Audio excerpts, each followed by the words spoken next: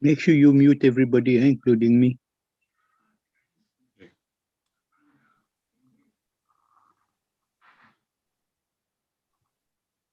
After I've spoken. Okay, so we are now live on YouTube as well. So we can start? J, I think we can. Auzubillahiminash-shaytanir-rajim. Bismillahir-Rahmanir-Rahim. We start this meeting with a recitation of Holy Quran by Hafiz Haris Sahib. Please. Assalamu alaikum warahmatullah.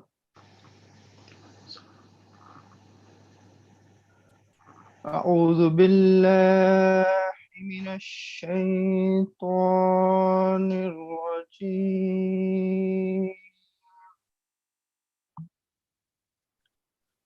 بسم الله الرحمن الرحيم.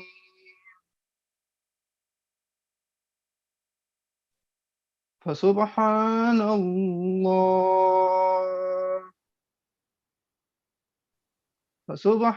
الله حين تمسون وحين تصبحون وله الحمد في السماوات والأرض وعشيا وحين تظهرون يخرج الحي من الميت ويخرج الميت من الحي يحيي الأرض بعد موتها وكذلك تخرجون. Translation. In the name of Allah, the gracious, the merciful. So glorify Allah when you enter the evening and when you enter the morning, and to Him belongs all praise in the heavens and the earth, and glorify Him in the afternoon and when you enter upon the time of the decline of the sun. He brings forth the living from the dead, and He brings forth the dead from the living, and He gives life to the earth after its death, and in like this manner shall you be brought forth. Jazakallah. Jazakallah. We have hadith by Mudassar Sahib. Bismillahirrahmanirrahim. Allahumma salli ala Muhammadin wa ala ali Muhammadin kama sallaita ala Ibrahima wa ala ali Ibrahima innaka Hamidun Majid. Allahumma barik ala Muhammadin wa ala ali Muhammadin kama barakta ala Ibrahima wa ala ali Ibrahima innaka Hamidun Majid. It has been narrated on the authority of Ibn Umar that the Prophet ﷺ said, "Beware, every one of you is a shepherd, and everyone is answerable with regard to his flock. The Caliph is a shepherd over the people and shall be questioned about his subjects. A man is a guardian over the members of his family and shall be questioned about them. A woman is a guardian over the household of her husband and his children and shall be questioned about them, as to how she managed the household and brought up the children. A slave is a guardian over the property of his master and shall be questioned about it. Beware, every one of you is a guardian, and every one of you shall be questioned with regards to your trust." Sahih Muslim. Jazakallah. I've been told that anybody who have questions for Jangir Sahib or for any general matters should put their questions in the chat facility. Then Mudassar will transfer the questions at the end of the speech. Now I have great pleasure and privilege to introduce Maulana Jangir Sahib. He needs no introduction. He's Murabbi Silsila. He's in charge of the French desk. He's a linguist. And we are privileged to have him. Inshallah, we'll have him again in the future. Sahib, please.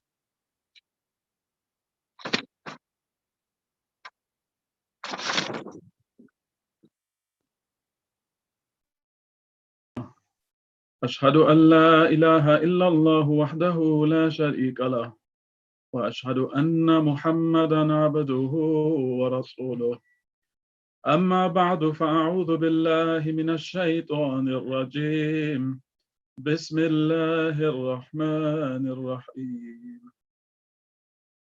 Dear Sadr Sahib and all the respected members of the Amla and also all the participants today, the ladies and the gentlemen and the children, Assalamu alaikum wa rahmatullahi ta'ala wa barakatuhu. And thank you very much for having given me the opportunity to address you. During this pandemic, at least, we managed to speak to each other virtually. Now, the topic I've been given for today, as you all know, is upholding morality in the modern world. So first of all, we need to see what morality actually is. People define it in different ways. One way that people define it is that morality is a set of principles that are about making a distinction between right and wrong. They say that morality is about telling the difference between good and bad behavior. And I think that's a definition we can go along with, we can accept. Now, why do we need to uphold morality and moral values? Because it's one thing to have principles, but to then uphold them. We could have principles but not uphold them. We could have principles but not preach them, not teach them to others. So what's the need to uphold moral values or morality in these in the modern world in these present times? Well, the first reason, and this is a kind of a more immediate reason, is that immoral behavior, that means behavior which is against moral principles, causes suffering not only to others but also to oneself. So that's an immediate reason why we need to uphold morality. But the second reason is the more important one at the end of the day. Although the immediate reason is also very important, but this one is the most important of all, or the more important one out of the two. And it is that immorality, or the lack of morality, or the behavior which goes against morality, actually hurts and harms our souls. And to have a pleasant existence after death, in the afterlife, we need to have healthy souls. Unhealthy souls will be put through painful procedures to be set right. And as you know, that painful treatment to set the soul right is called hell. So hell is only that.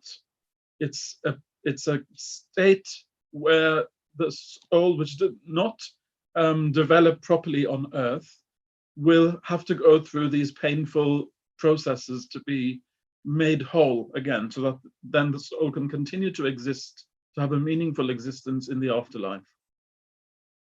Now, every mentally normal human being, and I say mentally normal because some people obviously suffer from some mental diseases which does not allow them thereafter to be able to distinguish between, or at least properly, in the proper sense, to distinguish between good behavior and bad behavior. So we're talking about mentally and psychologically normal human beings here. Every single human being who's normal has the innate capacity. So they're born with the capacity to distinguish between right and wrong in the, of course, broadest terms. So in general, people know what's right and what's wrong. And we'll see that by nature, every normal person, whatever their ethnicity or background, knows, for example, that to steal, to lie, to kill, to hurt, etc., are all wrong. Everyone knows that to give to others, to speak the truth, to help and to save others are things which are right. And this goes across the board.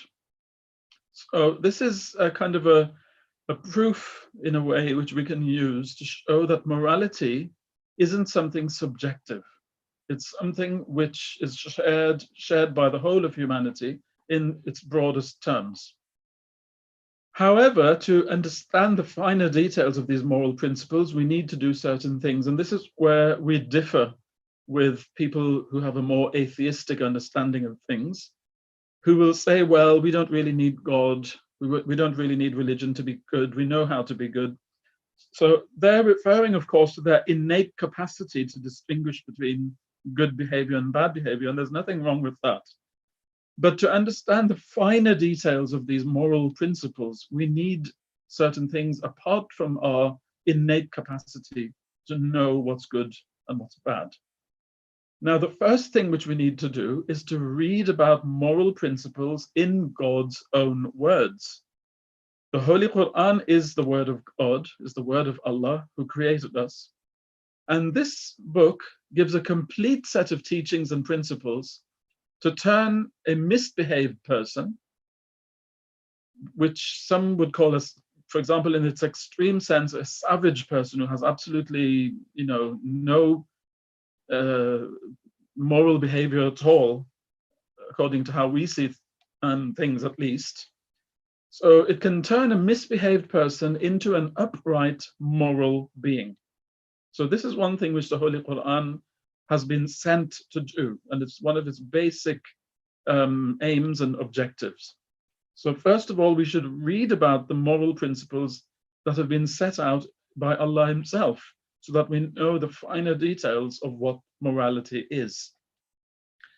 The second thing is that we need to develop a true relationship with Allah, with God, because He is the source of all morality. All moral values come from Him, and He is the standard by which we can determine whether a kind of behavior is moral or not. Thirdly, it's very important also to stay in the proximity, that means near, pious souls. So in the proximity of pious souls, good people who have a solid and sincere relationship with God. That's also very important. Fourthly, we need to act upon the advice given by God and which is demonstrated by his holy servants. So this is advice which is put into practice by the people who are close to God. We should also act on this advice in the way that we see these pious people behaving. And fifthly, we should try to benefit from the prayers of people who are pious and who are close to God. These are some of the things we need to do so that we can understand morality, we can understand and grasp what moral principles are all about, and so that we can also act upon these principles and benefit from them, so that our souls can be developed, and also so that we avoid hurting other people by bad behavior which we could be guilty of, or even hurting ourselves by that behavior, as we've seen earlier. So all of this will help us to enhance our moral behavior. And all this will greatly assist us in our efforts to develop healthy souls. Now, of course, today's topic relates to the modern world. So we have to point out that moral principles haven't really changed, because human nature is still the same as it was in the past, and it will remain the same until humanity is no more. The teachings of the Holy Quran will indeed last until humankind ceases to exist. However, there is something special about the times that we're living in, and it is that never before has there been an era in which human beings are surrounded by so much propaganda encouraging immorality, which is the contrary, of course, of morality and moral behavior. Day and night, as we all know, through the media and through advertising, people are bombarded with ideas on, for example, how to kill, how to steal, how to lie, how to cheat, and how to behave in all sorts of immoral ways. From films and videos, people learn how to carry out robberies, kidnapping, rape, and all manner of crime and deviant behavior. And it's very hard to shut out all that relentless, soul-destroying propaganda.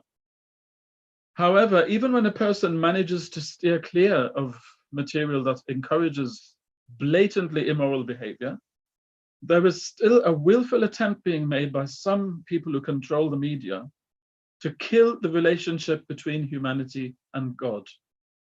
And a powerful effort, we'll see, is being made to make people deny the very existence of God. The individual is turned into a God. So the individual is told, you're all it is, you have to just do what you want, your will is paramount, you don't need all that God thing and all that religion stuff. So this effort is relentless, it's day in, day out, we just can't escape it. There is this willful intent, you could say, to turn people away from God, who's the source of all morality. And this, of course, when people start moving away from God, this cuts at the very root of morality, leaving victims at the mercy of all the immoral indoctrination or the propaganda that exists in their environment. So if a person is able to keep away from even these anti-theistic attacks, these attacks which are against religion, which try to kill religion, there are other things that have been designed to occupy the person's mind and cause them to forget God and the need to develop the soul before death. So what I mean by that is that even if people, for example, manage to keep away from the greater sins, the greater,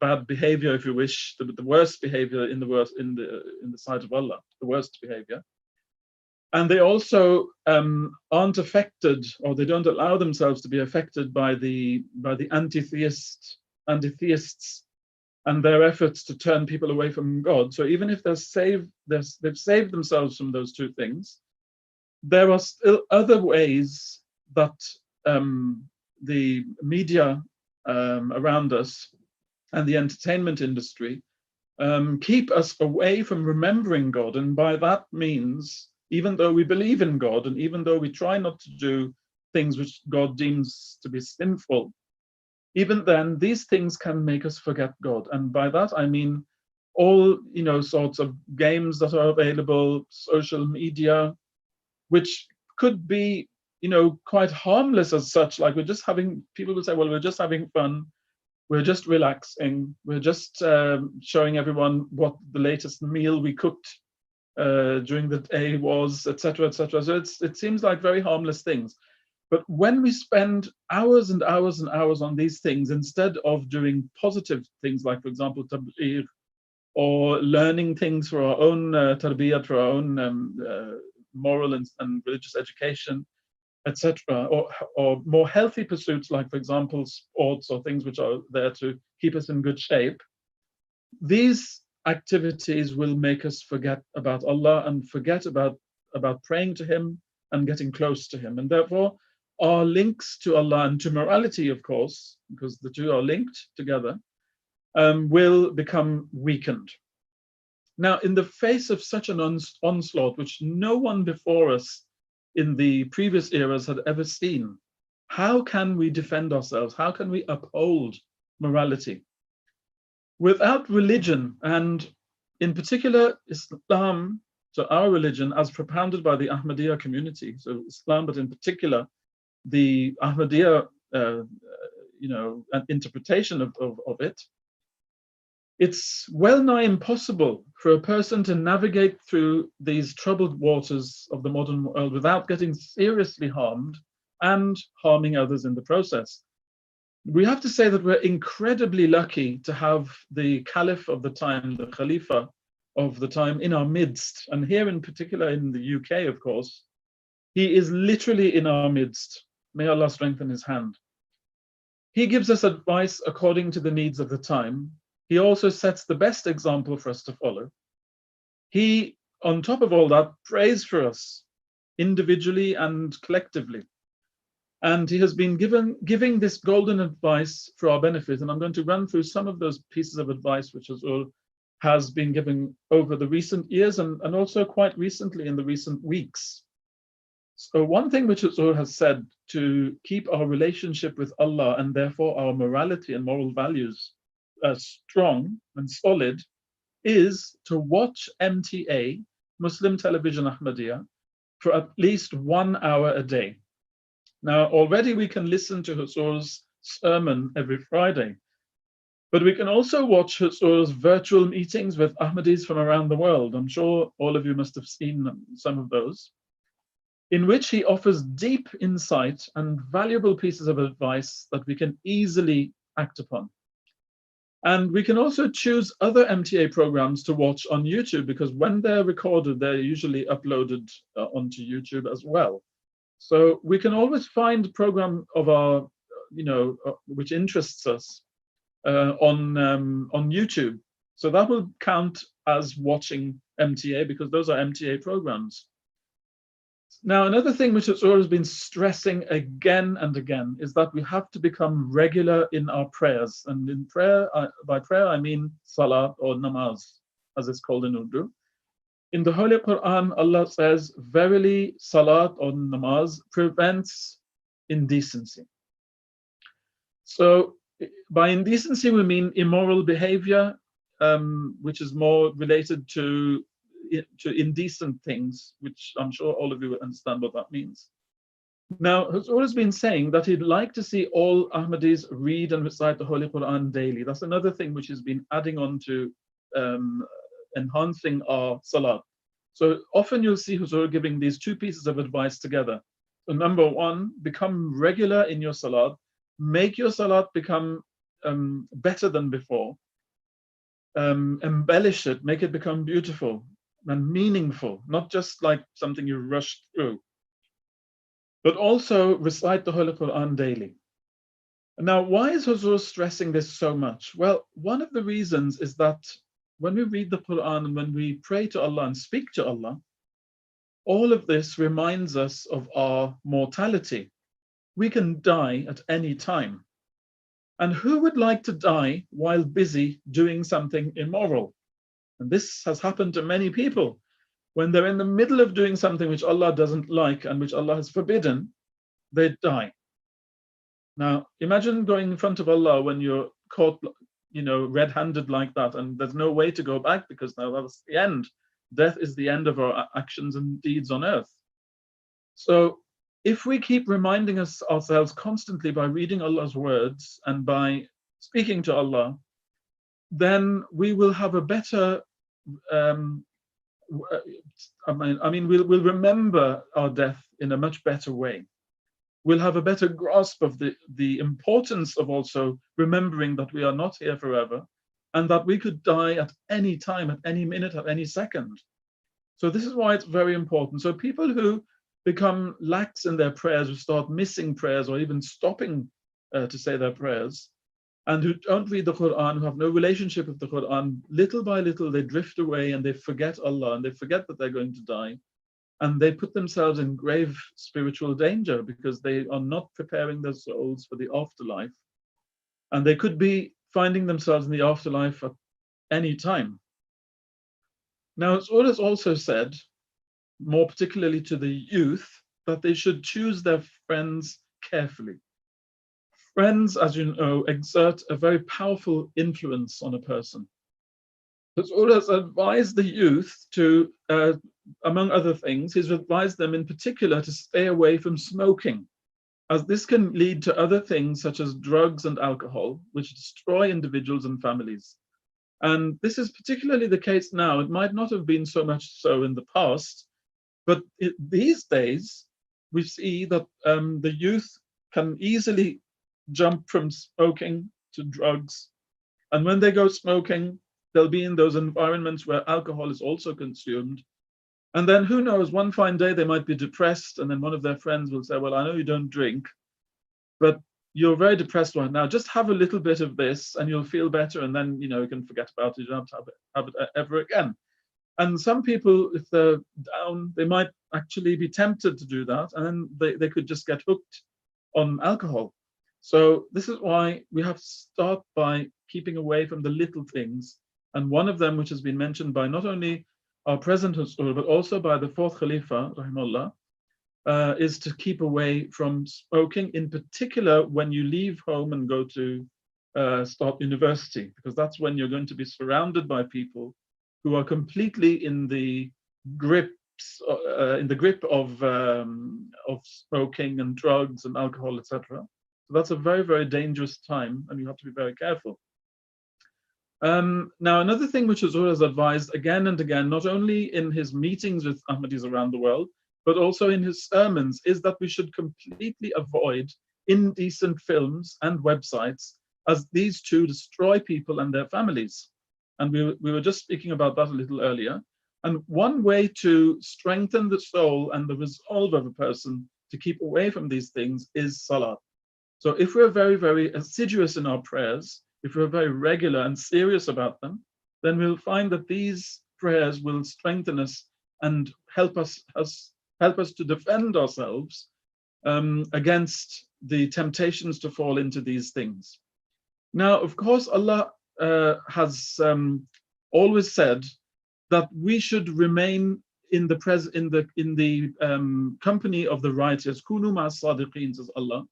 And he's been saying that in different ways through the mouth of the Holy Prophet Muhammad sallallahu alaihi wasallam, but also through the mouth of the Promised Messiah salam, who used to tell people that you should come and stay with me in Qadian for at least 2 weeks. You can stay for longer if you want, but you must try to be in my company, because he knew that if they were in his company, then he would be able to exert a positive influence on them, which would be life-changing.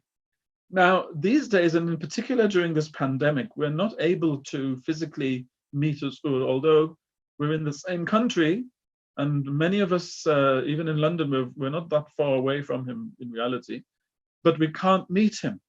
So Huzur has reminded us all to stay in close contact with him through written correspondence. That means through letters.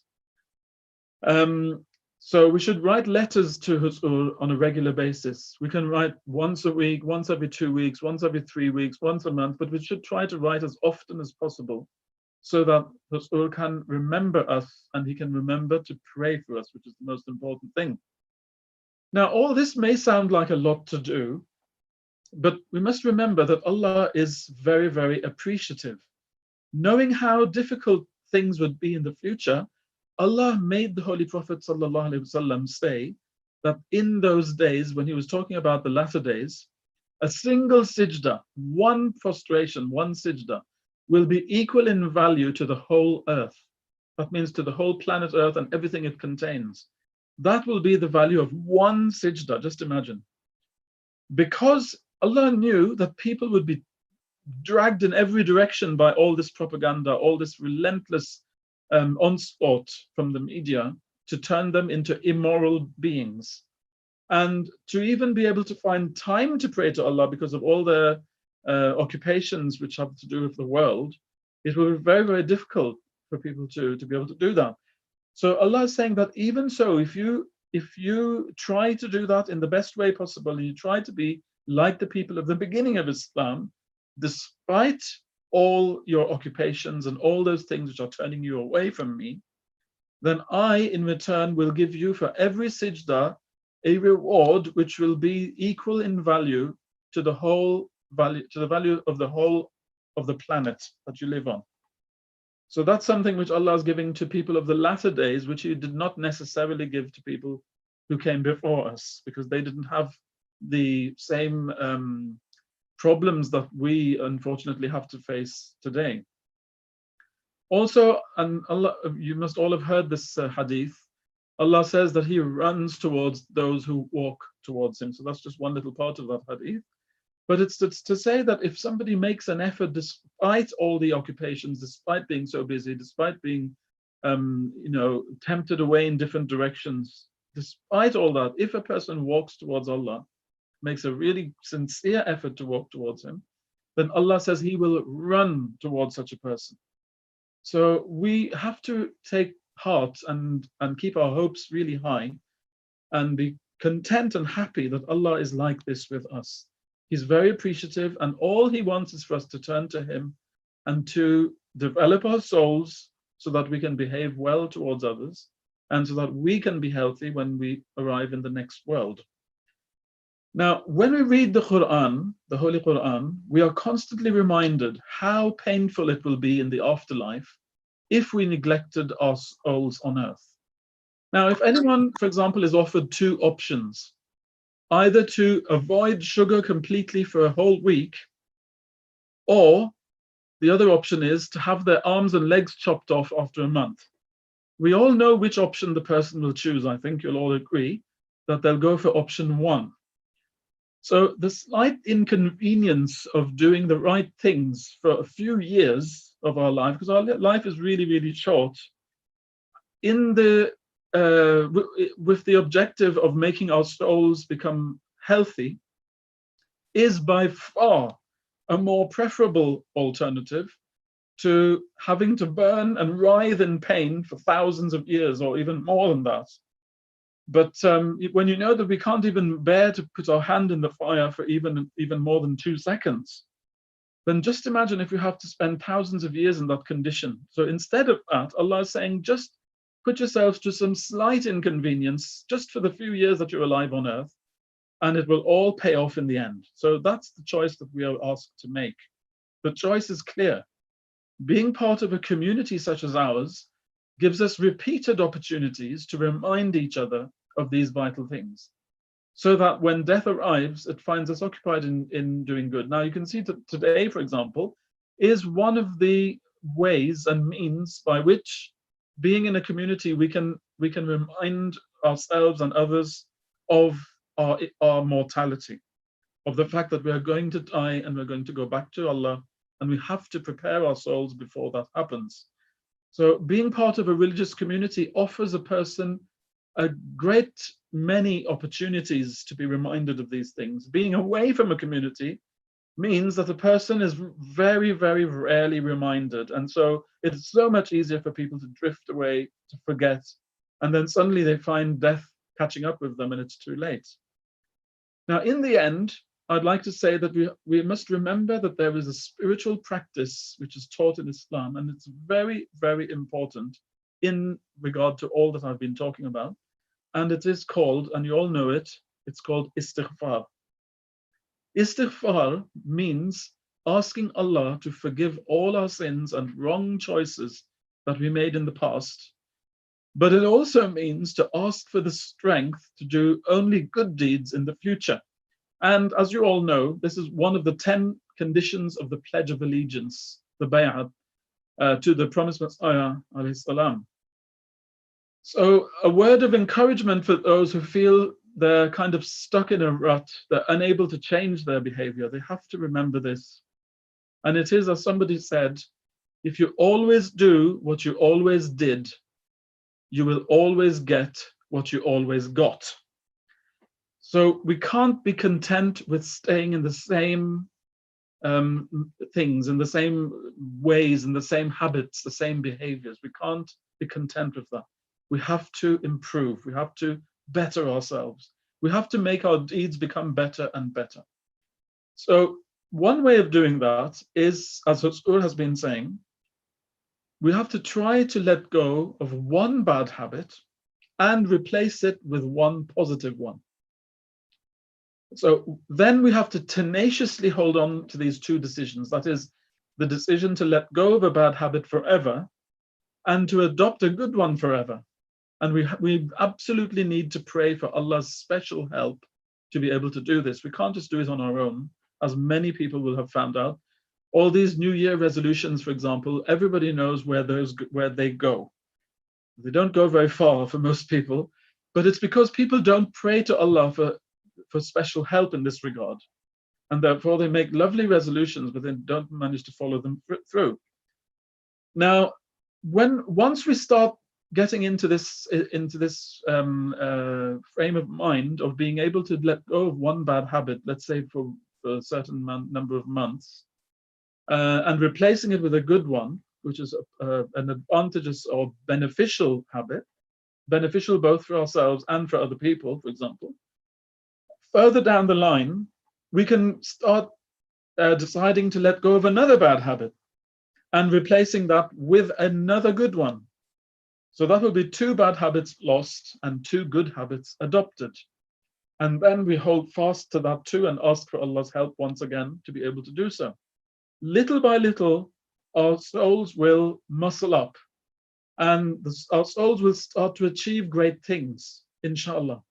So we need to start to do this as from today. We must never say, okay, next week I'll start, because we might not be here next week. So we have to start right now, start making a resolve in our minds. Everybody knows where their weaknesses lie, what their weaknesses are. So we should say, Allah, you know that I'm guilty of this, or I've been doing this or that. And I'm going to now resolve not to do that anymore. And I'm going to, in its place, I'm going to do this. Now, please, please, please help me to stay firm in this, in my resolve in these decisions. And then Allah, of course, will come to the aid of a person who sincerely says that and keeps on saying it and keeps on trying.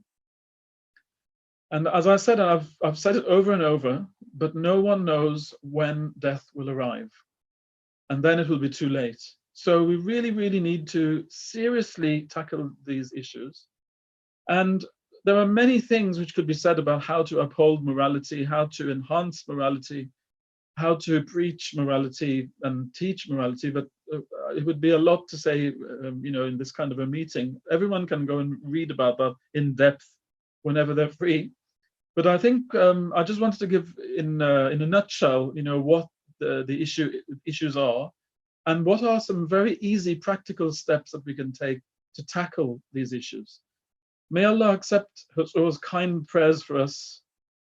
Only Allah knows how Huzur finds the energy and the time to individually pray for us whenever we remind him to do so. And even when we don't remind him, even then, very often he's praying for us. May Allah bless Huzur. May Allah enable us all to uphold morality in ourselves and also in our families and in our surroundings. Ameen. Jazakumullah. Jazakallah, Sahib, for such inspiring speech. May Allah give us the strength to follow your advice. And Mudassar, any questions from Maulana Sahib? Mudassar, question?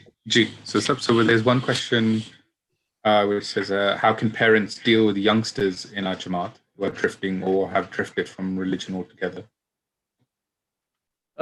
Well, as for those who have drifted away from religion altogether, it's already quite late in the day to try and attempt to do something about it. Those things should have been done earlier. But I wouldn't like to discourage anybody, because Allah knows where a person's destiny is going to lead them. And it all depends, the destiny will depend on their behavior. So the first thing which parents who notice that children have drifted away completely from religion, even becoming declared atheists at times, is to pray for them. Very, very, in profound ways, with a lot of emotion, and to inform Huzur, to request for Huzur's prayers again and again, to give sadaqah, to do anything which is possible, to fast, for example, to do anything which is possible to change their hearts, because Allah is the one who can change people's hearts. But as for those who are starting to drift away from the Jamaat, then those youngsters need to be spoken to in a nice way.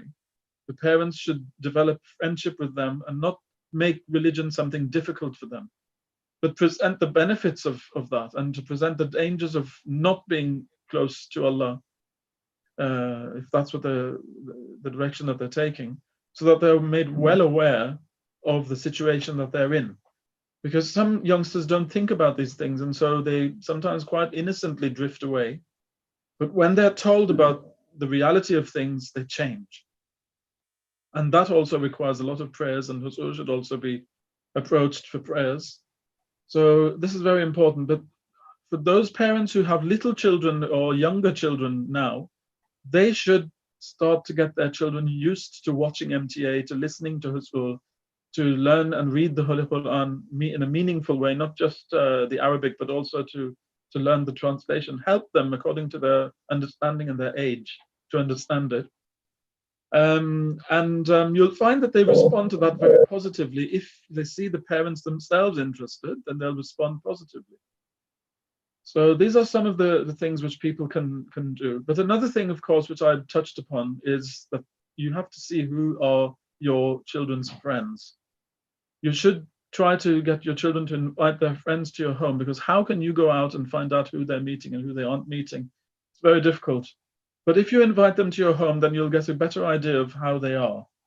And we've seen in many instances when Ahmadi children are good in their behavior and nice to people, and they have a good relationship with Allah, with Rasul, they often influence their friends. You know, the effect goes from the Ahmadi children towards the friends, and those friends become closer to the Jamaat, and sometimes they even become Ahmadi themselves. So there's no harm in having friends outside the community at all, but they just have to be careful. The parents need to be careful what kind of friends they have, and if they see that the friends are of a nature that could harm their children, again, they need to have this discussion with their children to make them aware of what's going on and how they have to deal with it. Basically, you need to prepare your children to fear Allah in all circumstances, not to fear you, but to fear Allah, because then if they fear Allah, wherever they go, they'll be okay. And that's one big mistake which some parents make. They make their children scared of them. But then the children, obviously, when the parents aren't there, they feel free. They say, when we don't need to fear anyone now because our parents aren't here. So in reality, they should be made to fear Allah. There is another question which is asked. What do you say to people who would say that morality has come through religion? How do we know which morals were innate or taught from childhood through religion? So what do we say to people who would say that morality has come through religion? We'd say, you are right. Because that's exactly what we say as well. These things need to be taught. And although people know naturally what's good and what's bad, and by that I mean that it's the golden rule, the famous golden rule. People intrinsically know that if there's something which they themselves don't like, then they shouldn't be doing that to other people. And if there's something they do like, then they should be treating people in the same way. So they have a kind of an innate sense of that which Allah has put in them, which Allah said, Alhamaha fujuraha wa taqwaha. So Allah has already revealed these things into human nature. But however, to be able to put these principles into words and into philosophies and into concepts, these things need to come from above. And these are the things which Allah has revealed separately as teachings given to his prophets and messengers. So the morals which are innate are, knowing that you should do to others what you want others to do to you, etc. So that's the kind of innate side of moral values. The other things are taught by religion, and we see, for example, that laws in the Western world, which is thoroughly secular, this is the part of the world which is very, very secular. Their laws are nevertheless based on moral principles which have been inspired by the Bible. And whole studies have been carried out into this, on this subject, and you can show where the different laws, derive from some kind of a biblical principle somewhere down the line. So actually, humanity has benefited. Even secular societies have benefited from religious teachings. Any more questions, Madrasar? So sir, there's none from YouTube, although many people are thanking Jahangir for the talk. I guess I have one question myself, Jahangir, if I can ask, which is about, I guess, I think you touched upon it, that morality, for example, is embedded within us, and in some sense, religion is teaching us the perfect morals of how to get there. And the humanistic thought, the atheistic argument is always that, well, religion is wrong, and it's a discovery for yourself as to what is good and what is wrong, right? And often there's a conflict that occurs when you approach it in that way, which is that conflict between what is moral for an individual and what is morality at a group or society level. And I guess sometimes I personally get confused in terms of how Islam approaches resolving issues where there is a moral, say, a decision to be made for a society and its impact on the individual, and the individual's, say, moral behavior and its impact on society. Well, you see, the problem arises among humanists who are, of course, atheists, because they don't believe that they don't believe in the existence of the soul. So first of all, if we want to tackle issues such as that, we have to show people that the soul exists. Because why we're doing this, as I'd said in the beginning, the main reason is because of our soul. Mhm. We have to develop our soul. And to develop our soul, we have to first of all realize that it exists. Now, how we show that, for example, if they say, well, how do you know that when you behave in this particular manner that your religion teaches, that this is going to be beneficial for your soul? Let's say, they might say, okay, if they're feeling generous, they might say, okay, let's say the soul exists, just for the sake of argument. How do you know that this behavior, which is being taught by your religion, is actually good for your soul? Beyond its impact on the individual as a person on earth, and beyond its impact on society. So we can then show them that people who are acting upon this principle and another series of principles which come along with it are in contact with Allah. And they are being spoken to by Allah, and He's telling them things of the future which nobody can know by themselves. And this is a phenomenon which is being repeated again and again and again. So it's not just anecdotal, it's something which is repetitive and can therefore be understood as a proper principle and not just an airy-fairy, concept flying around out there in the atmosphere, which I know the atmosphere is a bit more of your department. So I won't venture into that too much. But the thing is that we have to first show people that the soul exists. Now, one way of doing that, of course, is, like I said, we have to show them that we have a relationship with Allah. And the more we act upon these moral principles, the more we find ourselves in contact and in communication with the supreme intelligence of the universe and beyond.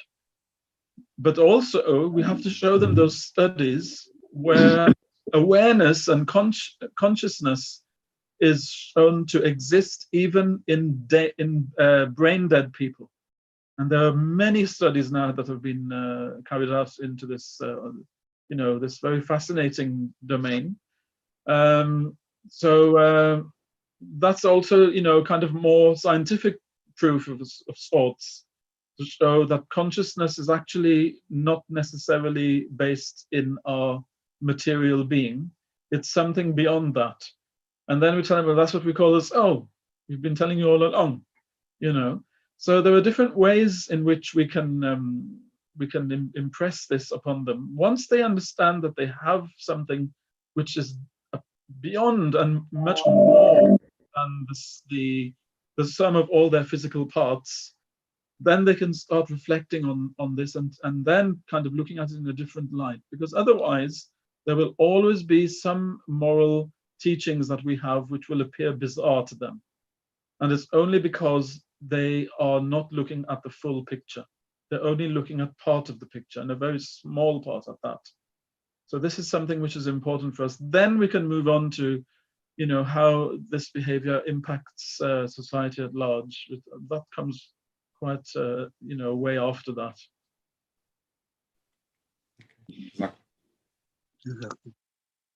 Is that the end of questions, Madrasar? So is that morality sorted for today then? There's a quick question which is just popped up now, which is if we notice a non-moral practice within the Jamaat, how can or whom do we talk to? How do we address it? If we see immoral behavior in the Jamaat, how do we address it? It all depends on the nature of the immoral behavior.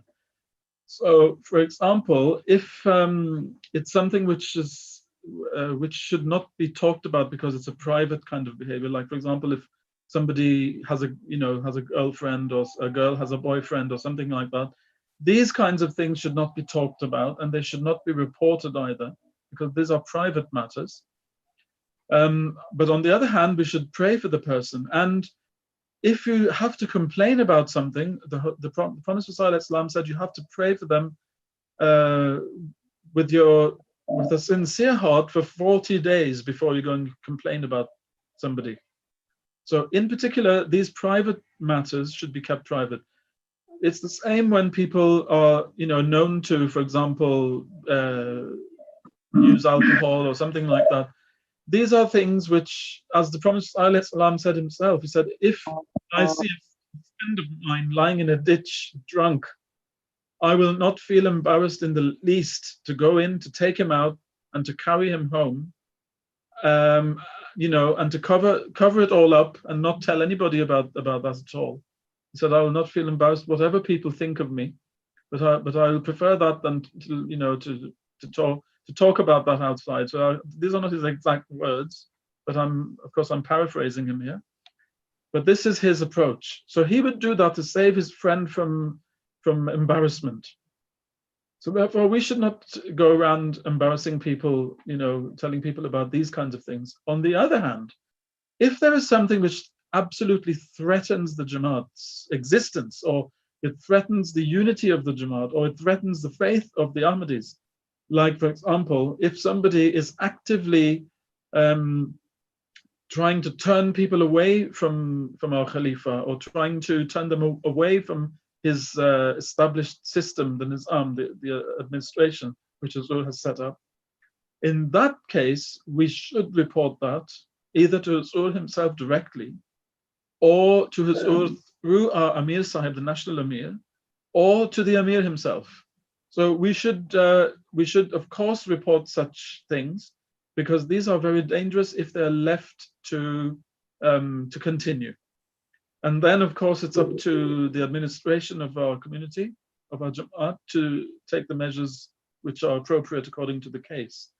So we have to use our common sense. If it's something which has to do with private behavior of people, then we shouldn't be involved with that, but we should pray for them. And if we can, we should try to counsel them in private, in a way where they don't feel embarrassed, or they don't feel threatened, or they aren't hurt by that, because that might do more damage than it does good.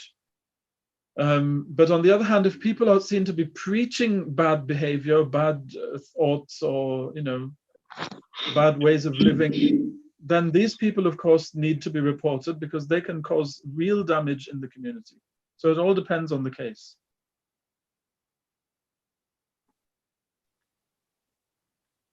Jazakallah, Mansab. Rasa, that's the end of questions? No, there's no more questions. Okay, Jazakallah. Thank you, Mansab, for giving us your time. I know you're very busy. May Allah bless you.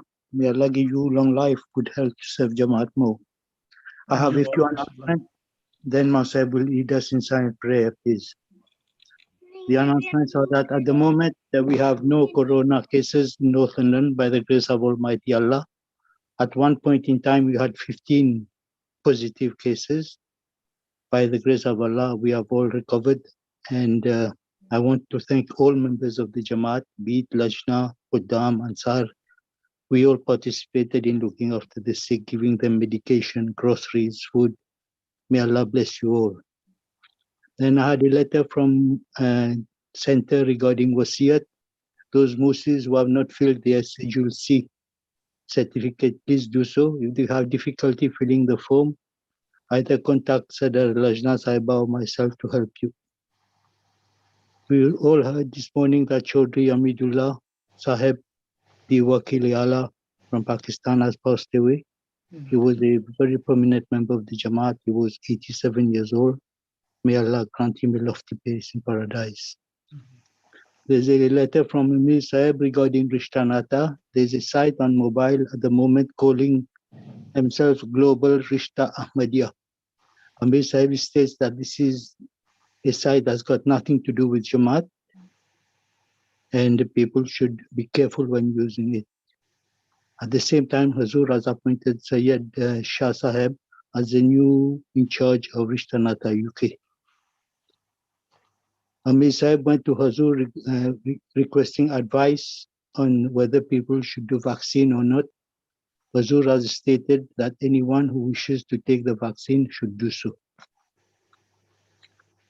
We have about 8 families who are seeking asylum in the UK, mostly from Rabwa. I want to thank all the families who are helping to provide them with food, clothing, and all that. May Allah bless you all. That is at my side. Please lead us in silent prayer. Please join me in the dua.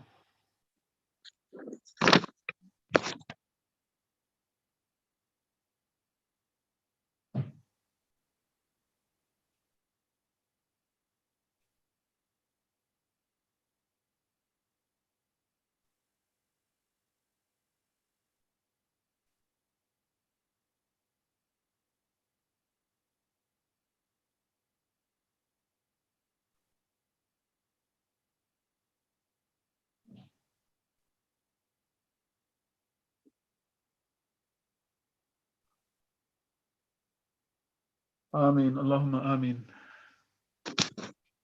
Jazakallah everybody for attending. Assalamu alaikum wa rahmatullahi wa barakatuh. Wa alaikum assalam wa rahmatullahi wa barakatuh. Jazakumullah.